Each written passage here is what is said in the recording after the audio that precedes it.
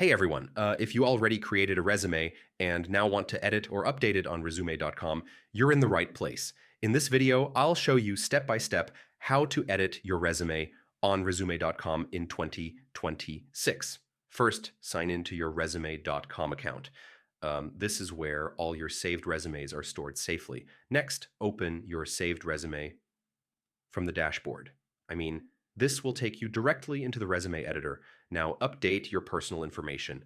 You can change your name, phone number, email, or location anytime you need. Next, update your work experience. You can add new jobs, edit old roles, or fix any mistakes easily. Then edit your education and skills section. Keep everything accurate and up to date for better job opportunities. You can also change the design or layout.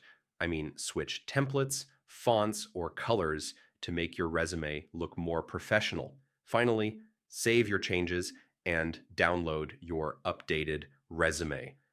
This ensures you always have the latest version ready to use. So yeah, that's how you edit your resume on resume.com. Follow each step carefully, and you can keep your resume always updated and professional. And if this helped, don't forget to check out more career tutorials for fast and easy guides.